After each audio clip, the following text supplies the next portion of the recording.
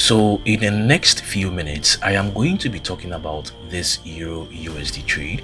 I'm going to show you how I caught this particular trade. Okay, so if you're not subscribed, do well to hit that subscribe button. Right now, without wasting much time, I am going to start on a clean chart.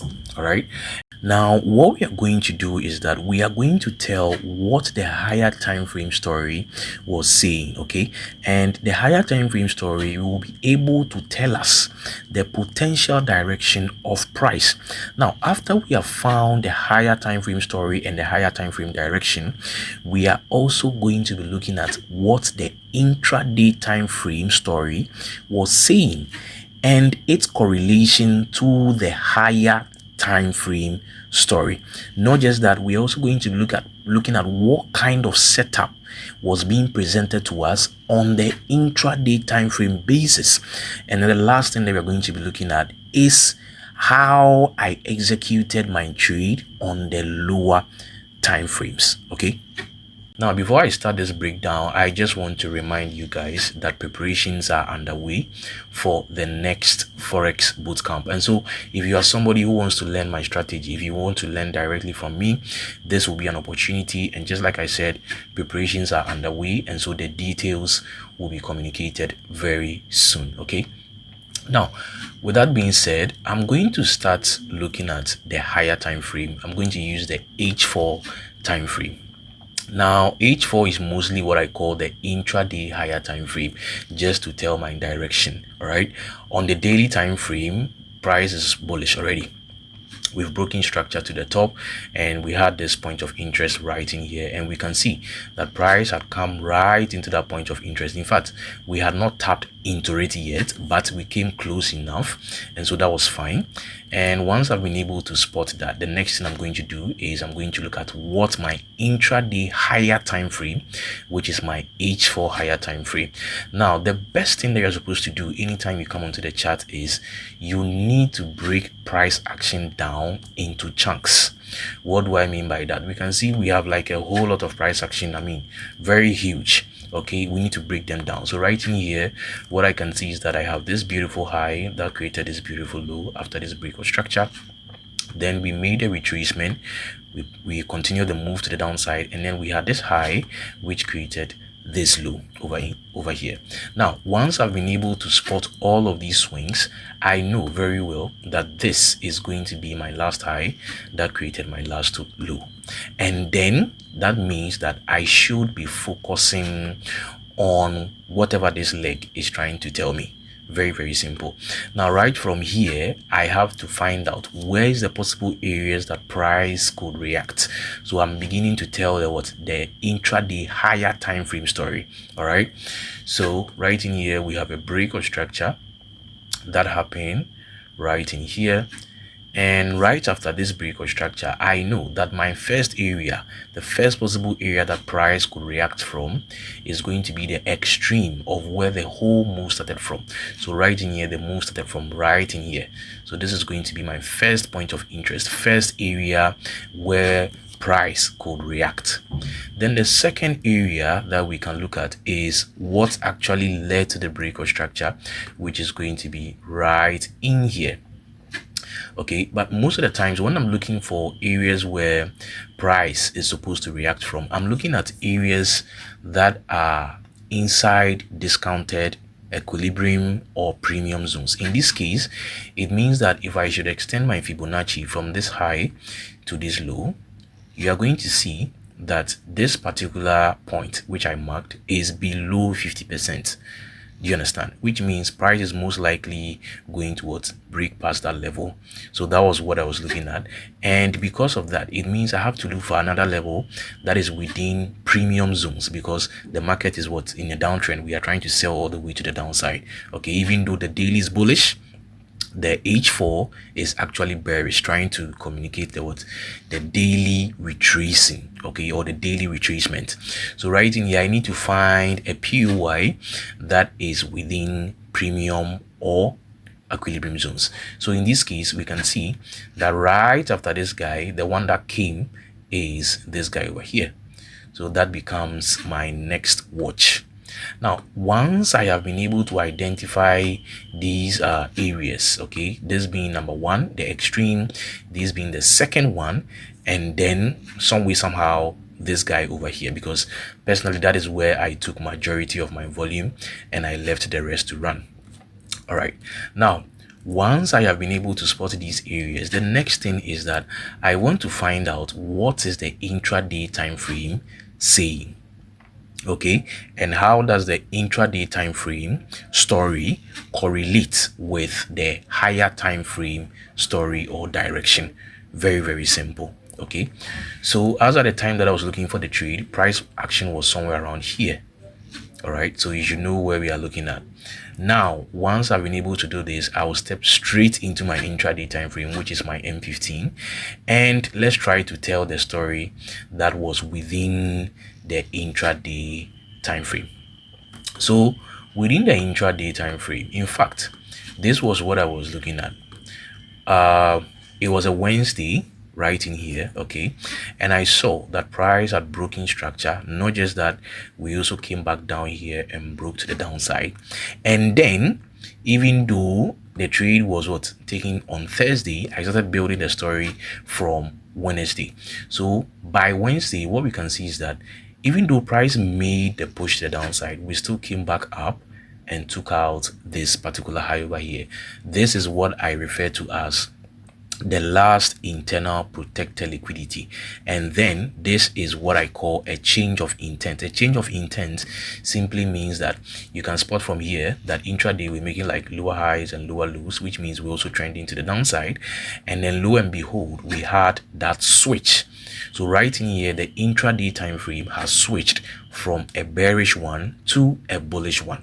Now, once we have that switch, I am very much aware that this switch complements price intention, especially the higher time frame, to reach to at least this point, the points that we marked earlier, either this one, the second one, or the higher one that we marked from the extreme where the whole leg began from. Okay, so now those of you who are in my community, you understand that anytime the last internal protector liquidity is broken, even though we have other POIs over here like this one, okay, if I bring you to the original chart, you are going to see that right after this break, the change of intent that was made over here, I had a zone here marked, I had this zone also here marked.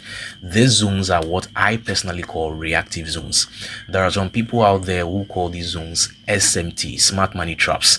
The reason is because they believe that when price comes here, you see, people will be looking for sales from there, but in reality, they are smart money traps. I have a reason why I don't call them smart money traps, and I'm going to check through my channel. If I have not talked about reactive zones, I'm going to make a video purposely for reactive zones, and I will explain to you why I personally don't call them reactive. I don't call them smart money traps, but I call them reactive zones. Okay, good. So back to the chart now. Right in here, after this change of intent has been made, I am aware that the intraday has switched bullish, just like I said.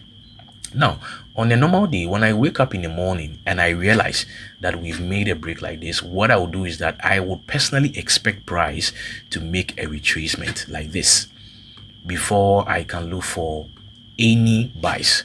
But this time around, you realize that I took my buys from somewhere in here. So the question is, what's changed? Why did I look for my buys from here? Why didn't I wait for the retracement before starting to look for buys? And then the moment I woke up, I just decided to look for buys. So first things first is that we have already seen that the intraday time frame has changed. So the story is bullish, highly bullish. Secondly, the H4 time frame has told us that we have more room to the top. All right, more room to the top. If you remember those zones that we marked, this, and then the one higher up there, the H4 time frame has told us that we have more room to the top. And apart from that, if you watch right in here where I got my entry, you're going to realize that even standing on the M15 time frame, the last point which was supposed to be taken out, which is going to be this guy over here, this is going to be my last point, which was supposed to be taken out for a retracement, okay, for that intraday retracement. What I'm trying to say is that if I want to see that retracement, okay, after this break, if I want to see that retracement into this POY, I have to see this last point taken out. This is what will confirm to me that indeed price wants to make the retracement into some intraday POYs before we can start buying. Now, if you watch in there, you're going to realize that the last point was never taken out. And then, lo and behold, we had price. So this is the high that was created. That is the last high that was created in the Asian session. Right after that high, we had this low printed. And then we went ahead to break structure, which means that now my last point has shifted to this low. It means that for price or for the intraday time frame to make any retracement, this low must go. Now I want you to watch something very carefully. You see, it is not always about market structure, liquidity, or whatsoever. No, one of my confluences, important confluences that I'm always looking at is the concept of time. Now, if you know the time that your sessions open, now I think there is a change in time. We are +1. Previously we were doing the daylight saving, and so it was -1, but now it is +1. So we all know that now London session does not open around 7 a.m. UTC 00 anymore. Now London session opens at 8 a.m. UTC 00. In Nigerian time is going to be 9 a.m. Okay, so right in here, what has happened? We broke this structure, and I want you to watch the time that price broke this high over here. We broke it exactly at 8 o'clock. Okay, and just like I said earlier, until price takes out this low, we are never moving to the downside. Okay, we are never making that intraday retracement, which also means that we can look inside this point of interest for buys as far as London session structure from the higher time frame, structure from the intraday time frame are concerned. Very, very simple. So what do? Real quick, I just have to step onto my lower time frame. In this case, my entry was on M5. Very, very simple. I didn't have to worry myself and go to M1 or whatsoever. Somebody will ask me, why is it that today you didn't go to M1? It's simply because the stop loss, the size of the stop loss, the pips, it was very, very cool, very, very moderate. Okay, so my entry was right on that point of interest over here, like this M5 block right in here. Okay, and it was about 2.5 pip stop loss. So that was my entry right in here on time, and stop loss was 2.5, just like this. Okay, and I had the trade tagged in nicely, and we moved also to the top. Okay, like this. So my first target was at least to clear this high, because I know that this POY over here, this point of interest over here, I mean, if I bring it to my original chart, you're going to see this point of interest here marked. Like I said, this is a reactive zone. Okay, so I know that my first target is to clear at least this high over here, and then my next target is to look at the first POY that we marked from the higher time frame, if you guys remember, which is this particular line over here. Okay, so that was where personally I took majority of my volume out. All right, and then I decided to hold all the way to the top. Normally I don't like this. If you're watching it, it's like 18.9, so I always like round figures. Okay, so sitting here around 18 nicely, and that was where I took out majority of my volume, and then right from there I decided to hold. If you guys remember, when we were standing on the higher time frame, the H4 time frame, we realized that this POY was not in equilibrium or premium zones, and so we are looking at price to break it, right?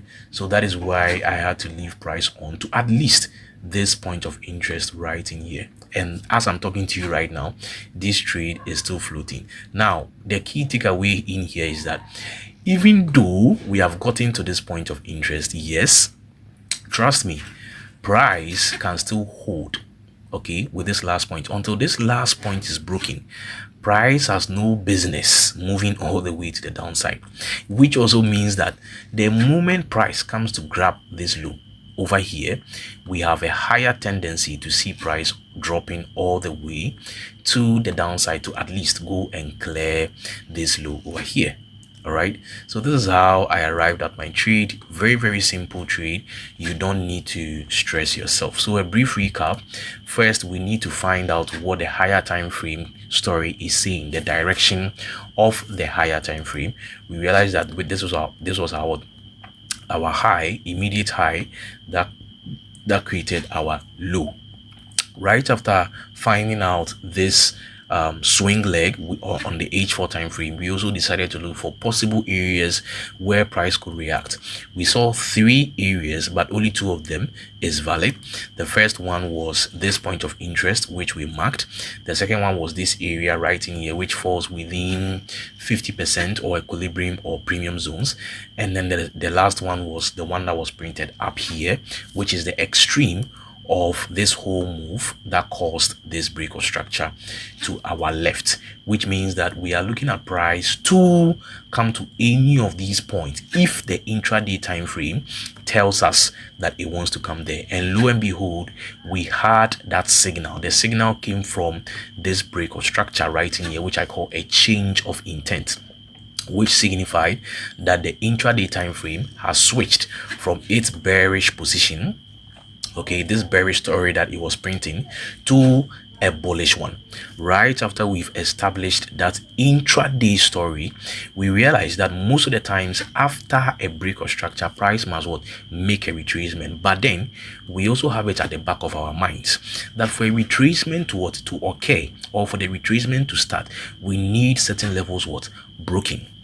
Lo and behold, we woke up in the morning and we realized that yes, the intraday has made that change of intent, but the last point to break for the retracement of the intraday to happen has not been breached. It is still protected, which means that we can still look at price within those areas to continue the story that the intraday has started, the bullish story that the intraday has started. Lo and behold, timing came into confluence. We realized that around landing session we had the Asian high breached, and still we had the last low protected, which means that it could be an area where we could watch to continue the move. So right from there, we stepped onto the 5-minute time frame, which gave us a very beautiful entry without even going to M1 time frame to look for smaller stop losses. Okay, so we had the entry on the 5-minute time frame, right on time, landing open exactly stop loss 2.5, and then we decided to target those areas that we were looking at. Super simple. You don't need to stress yourself. I hope you found value in this video. If you did, give this video a thumbs up, leave a like and a comment in the comment section. I'll see you with another insightful video. Cheers.